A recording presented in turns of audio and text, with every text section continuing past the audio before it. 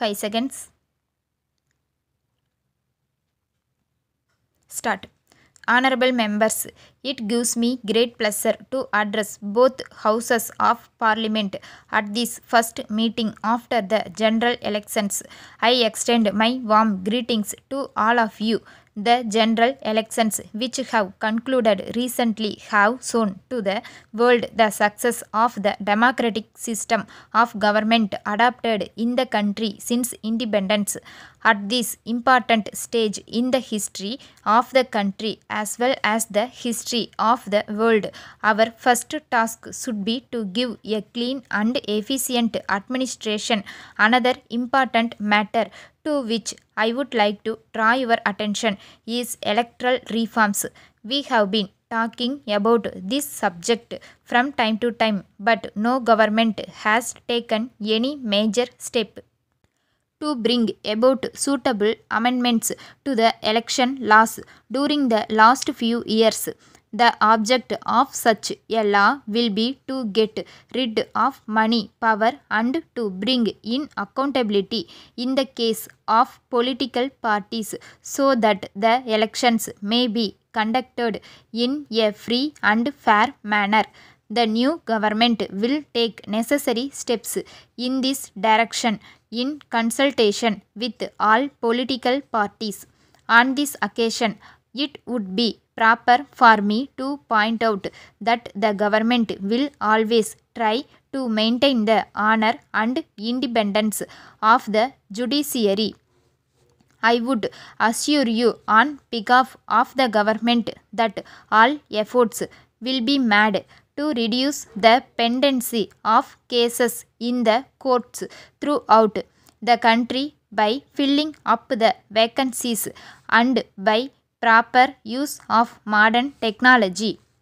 Regarding the question of center-state relationship, the government will take into consideration all the studies and reports made in this respect and in consultation with the state governments take necessary steps in order to settle all disputes between the states in matters of common interest. We are happy to note that the economic reforms of the past 5 years have achieved some amount of success. However, as you are aware, the speed which we are moving is not much when compared with our requirements. This government would give personal attention to this matter and speed up the reforms while maintaining the basic framework of a sound economic policy. The economic development of a country in any part of the world can be maintained at a steady rate only if the external loans of the government are limited to the minimum. As far as this matter is concerned, I do hope that you will be aware that the existing borrowings of our country are now very high. In this connection, attention will also be paid to the aspect of expenditure by the government, which is increasing day by day. The government will take all necessary steps to reduce the loan burden and also to reduce the expenditure to the maximum extent possible so that we may be able to invest more money in the development schemes for the people. The government will also study the investment made by the state in the public sector undertakings so that each rupee invested by the government may be put to proper use. On this occasion, I would like to inform both the houses that the government are going to bring about reforms in the corporate sector also. Suitable change will therefore be made in the company law and land ceiling laws to ensure full use of our resources so that our industry may be able to meet the competition from other parts of the world.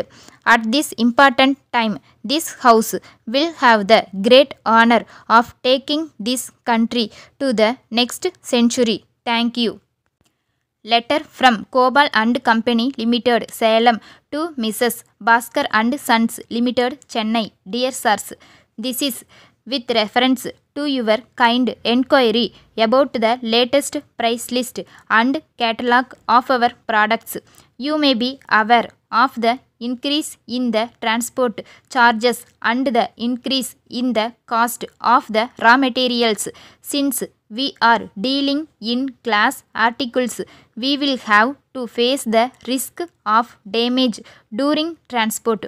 We are sorry to inform you that our factory remained closed for 2 months last year, and this has resulted in the decrease in turnover compared to the previous year.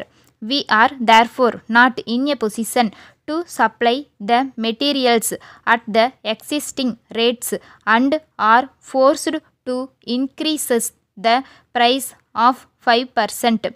We request you kindly to bear with this increase.